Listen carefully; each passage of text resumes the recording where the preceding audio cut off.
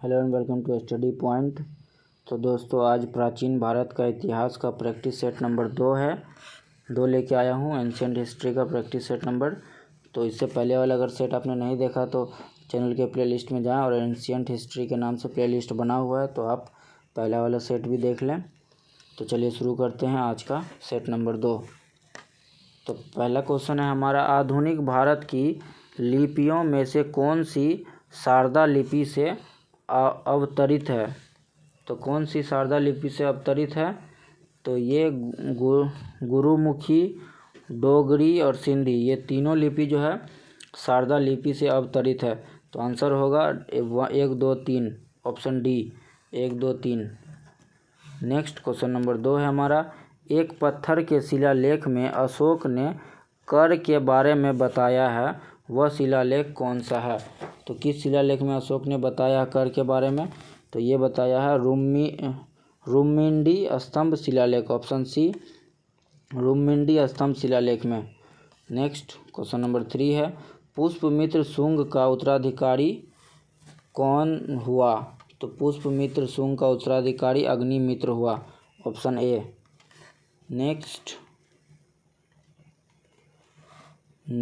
Question number 4 है हमारा, बौद्ध मत के विस्तार के बारे में सबसे पहला प्रामाणिक साक्ष्य किसे माना गया है?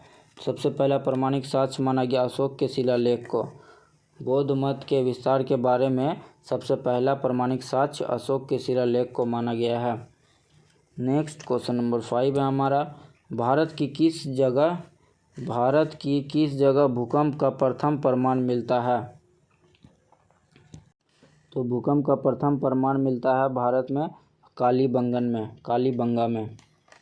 नेक्स्ट क्वेश्चन नंबर 6 है हमारा, जैन धर्म की कौन सी तीर्थंकर महिला थी? तो जैन धर्म की कौन सी तीर्थंकर महिला थी?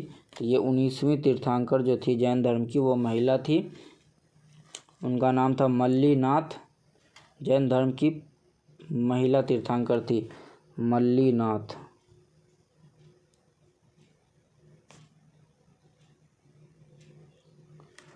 मल्लीनाथ जैन धर्म की महिला तीर्थंकर थी, ये 19वीं तीर्थंकर थी। नेक्स्ट क्वेश्चन नंबर 7 है हमारा, ईसवी समय में क्या हुआ? ईसवी समय में क्या हुआ? तो ये हुआ है शक संवत की स्थापना, ऑप्शन डी शक संवत की स्थापना हुई ईसवी समय में। नेक्स्ट क्वेश्चन नंबर 8 है हमारा, क्या निम्नलिखित में कौन द जैन ग्रंथ नहीं है? कौन नहीं है द जैन ग्रंथ? तो ये मंजूश्री मूलकल्प, ये जैन ग्रंथ नहीं है। तो मंजूश्री मूलकल्प कौन सी? ये बौद्ध ग्रंथ है, जैन ग्रंथ नहीं है, ये एक बौद्ध ग्रंथ है। ये एक बौद्ध ग्रंथ है, Manjushri Mulakalpa. Next question number 9 है, शुद्ध वैद्य दर्शन के संस्थापक थे कौन? तो Vallabhacharya, option B Vallabhacharya. Next question number 10 है हमारा, मौर्य वंश के अंत के बाद भारत में किस वंश ने शांति और स्थिरता दी? तो किस वंश ने शांति और स्थिरता दी? तो ये सातवाहन वंश ने दी, ऑप्शन ए सातवाहन वंश ने दी। मौर्य वंश के अंत के बाद जो है शुंग वंश शुरू हुआ। मौर्य वंश के बाद जो है शुंग वंश शुरू हुआ, किंतु वह पुष्पमित्र शुंग और अग्निमित्र के बाद कमज़ोर हो गया।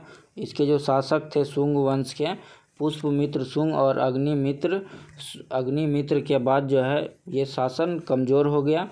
फिर उसके बाद आया कौन? तो इसके बाद आया कनब वंश। कनब राजा भी अयोग्य राजा था, कनब वंश के राजा भी जो थे अयोग्य थे। उसके बाद आया सातवाहन वंश जिन्होंने भारत में स्थिरता दी। तो इसका आंसर हो जाएगा मौर्य वंश के अंत के बाद किस वंश ने भारत में शांति और स्थिरता दी? तो ये सातवाहन वंश ने दी, option A. Next question number 11, रूपदर्शक का कार्य था। रूपदर्शक का कार्य क्या था? ढले सिक्कों की जांच। ऑप्शन ए ढले सिक्कों की जांच। मौर्य काल में रूपदर्शक नामक पद जो था सिक्कों की जांच करता था। ये रूपदर्शक नामक पद जो था ये सिर्फ सिक्कों की जांच करता था। नेक्स्ट क्वेश्चन नंबर 12 हमारा, कौन सा कथन सत्य नहीं है? ब्राह्मण और वेद। तो कौन सा कथन इसमें सत्य नहीं है? तो देख लेते हैं। कौशिकी जो है ऋग्वेद से संबंधित है, ये सही है। और जैमिनी जो है सामवेद से संबंधित है, ये भी सही है। तो गोपथ जो है यजुर्वेद, ये गलत है। गोपथ जो है अथर्ववेद का ब्राह्मण है, यजुर्वेद का ब्राह्मण नहीं है। गोपथ जो है अथर्ववेद का ब्राह्मण है।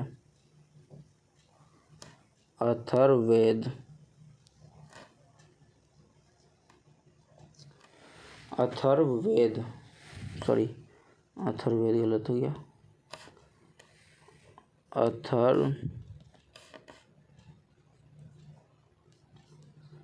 अथर्ववेद। गोपथ जो है अथर्ववेद का ब्राह्मण है। तो इसमें क्या था ऑप्शन क्वेश्चन में? तो कौन सा कथन सत्य नहीं है? तो सत्य नहीं है के सिलसिले में प्रश्न के हिसाब से ऑप्शन सी जो गोपथ जो है यजुर्वेद, ये गलत कथन है। नेक्स्ट क्वेश्चन नंबर है 13, किस काल में शून्य और दशमलव प्रणाली की खोज की गई? तो किस काल में की गई शून्य और दशमलव प्रणाली की खोज? तो ये की गई है गुप्त काल में। ऑप्शन ए गुप्त काल में शून्य और दशमलव प्रणाली की खोज की गई। और गुप्त काल के दौरान आर्यभट्ट ने शून्य की खोज किसने की? तो आर्यभट्ट ने की। आर्यभट्ट ने की शून्य की खोज। और दशमलव प्रणाली की खोज किसने की? तो ये की है वराहमिहिर। दशमलव प्रणाली की खोज की है वराहमिहिर।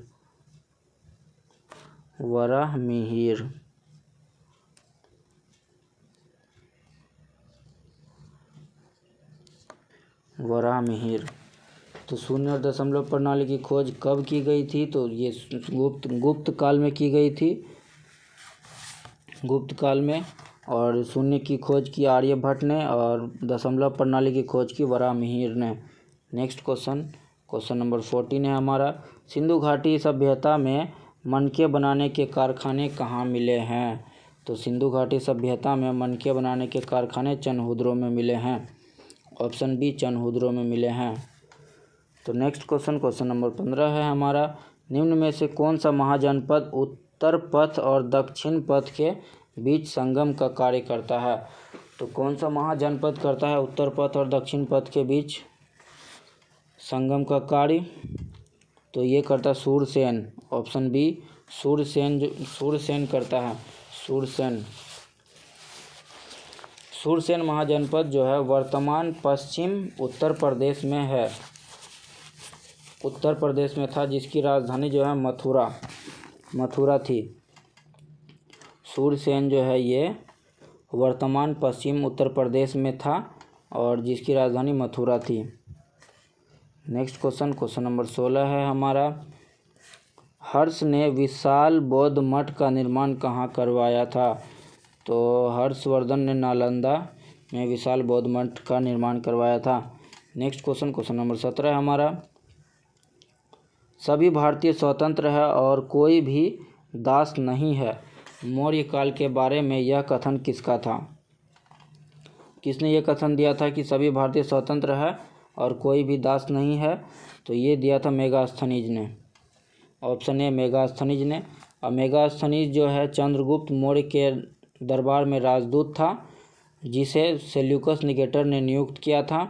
मेगास्थनीज ने इंडिका नामक पुस्तक की रचना की। मेगास्थनीज ने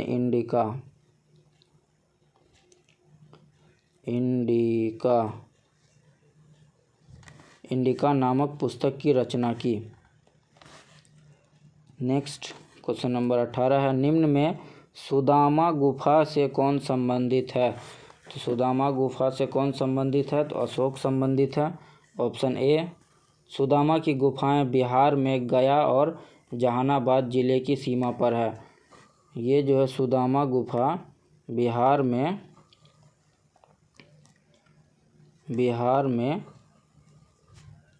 गया और जहानाबाद जिले की सीमा पर है।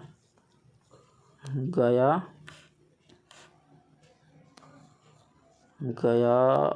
और जहानाबाद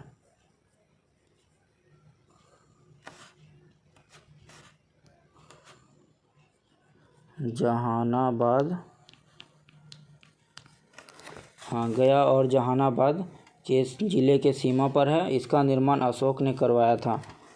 इसका निर्माण जो है अशोक ने करवाया था। नेक्स्ट क्वेश्चन नंबर 19 है, ऋग्वेद किस युग में लिखा गया था? तो ऋग्वेद किस युग में लिखा गया था? तो ये लौह युग में लिखा गया था। ऑप्शन बी लौह युग में। ऋग्वेद जो है 1700 ईसा पूर्व में लिखा गया था। ऋग्वेद 1700 ईसा पूर्व में लिखा गया था। यह विश्व की प्रथम पुस्तक है। इसमें ऋग्वेद जो है विश्व की प्रथम पुस्तक है और ऋग्वेद में 10,582 सूक्त है। पहले 80 था, मैं भी शायद अब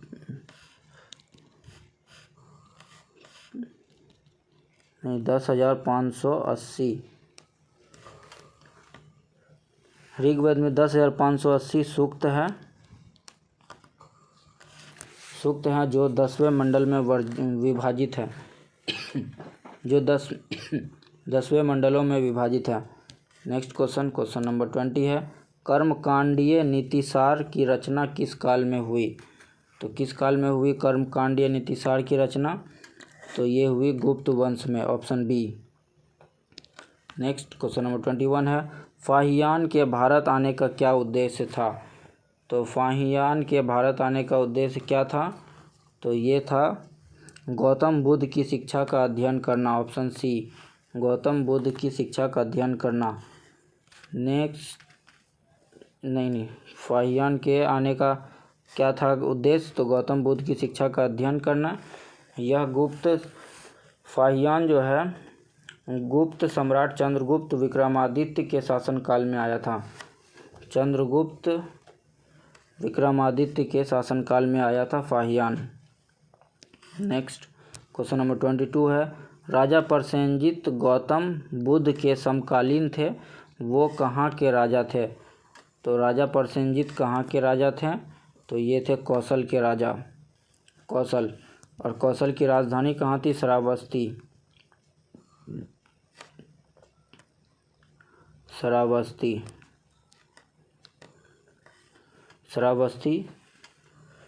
प्रसेनजीत की बहन का विवाह जो है मगध के राजा बिंबिसार के साथ हुआ था। प्रसेनजीत इनकी बहन का विवाह जो है मगध के राजा बिंबिसार के साथ हुआ था। नेक्स्ट क्वेश्चन नंबर 23 है, हिंदू दर्शन के अनुसार कुल यम और नियम कितने हैं? तो कुल यम और नियम कितने हैं? तो ये हैं 20।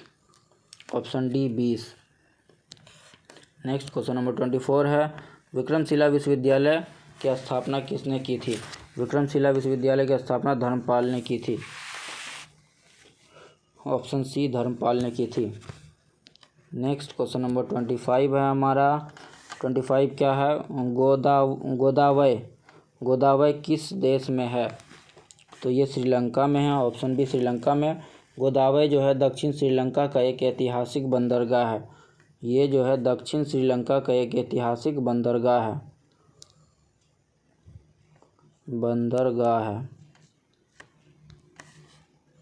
नेक्स्ट क्वेश्चन नंबर 26 है, जोरवे संस्कृति जो एक ताम्रकालीन संस्कृति है किस प्रदेश की खोजी गई है? तो जोरवे संस्कृति किस प्रदेश की खोजी गई है? तो ये खोजी गई महाराष्ट्र की। नेक्स्ट क्वेश्चन नंबर 27, सूत्रकीर्तंग नामक प्रसिद्ध पुस्तक किससे संबंधित है? तो ये महावीर स्वामी से संबंधित है। ऑप्शन ए महावीर स्वामी जो है 24वें तीर्थंकर थे। नेक्स्ट क्वेश्चन नंबर 28, निम्नलिखित में से असत्य कथन कौन सा है। तो असत्य कथन कौन सा है, तो उसके लिए ऑप्शन पढ़ते हैं। जोरवे संस्कृति महाराष्ट्र में प्रसिद्ध है, तो ये सही है। हथोनोरा ऐसी जगह है जहाँ से आदि मानव के जीवाश्म मिले हैं, ये भी सही है। चावल उत्पादन के प्रथम साक्ष्य बेलन घाटी से मिले हैं, तो ये भी सही है। तो अब बच गया ऑप्शन डी। तो ऑप्शन डी हमारा राजस्थान में नवपाषाण काल के सभी लोग ईंटों से परिचित थे, तो ये कथन गलत है। तो ये कथन असत्य है। राजस्थान में नवपाषाण काल में सभी लोग ईंटों से परिचित नहीं थे। तो ऑप्शन डी, प्रश्न के हिसाब से ऑप्शन डी होगा कि सभी लोग राजस्थान के नवपाषाण काल में ईंटों से परिचित नहीं थे। तो ये हो जाएगा। हथनोरा जो है कहाँ है, हथनोरा एमपी में है, मध्य प्रदेश में। नेक्स्ट क्वेश्चन नंबर 29 है, गौतमी पुत्र सतकर्णी की माँ कौन थी। तो गौतमी पुत्र सतकर्णी की माँ कौन थी, तो ये गौतमी थी, option D. Next question number 30 है, पुष्पमित्र शुंग ने कितने अश्वमेध यज्ञ किए। तो पुष्पमित्र शुंग ने 2 अश्वमेध यज्ञ किए, ऑप्शन बी। पुष्पमित्र शुंग जो है शुंग वंश का संस्थापक था, ये जो है शुंग वंश का संस्थापक था। उसने अपने पुरोहित पतंजलि की सहायता से 2 बार अश्वमेध यज्ञ करवाया था। अपने पुरोहित जो था पुष्पमित्र शुंग का अपने पतंजलि की सहायता से 2 बार अश्वमेध यज्ञ करवाया था। तो दोस्तों आज एंशिएंट हिस्ट्री का प्राचीन भारत का सेट नंबर 2 कंप्लीट हुआ। इस वीडियो को आप लाइक करें, अपने दोस्तों में शेयर करें, और इस वीडियो को अगर आप पहला वाला सेट नहीं देखें तो हमारे चैनल के प्लेलिस्ट में जाके पहला वाला सेट देख लें, और इस चैनल पे आप नए हैं तो इस चैनल को सब्सक्राइब कर दें और बेल आइकन दबा दें, ताकि हमारे अपलोड किए गए वीडियो का नोटिफिकेशन आपको मिलता रहे। और इस वीडियो का PDF आपको हमारे टेलीग्राम चैनल पर मिल जाएगा। टेलीग्राम चैनल का लिंक डिस्क्रिप्शन बॉक्स में दे दिया गया है, तो आप उस लिंक पे जाएं, हमारा चैनल ज्वाइन करें। Thank you.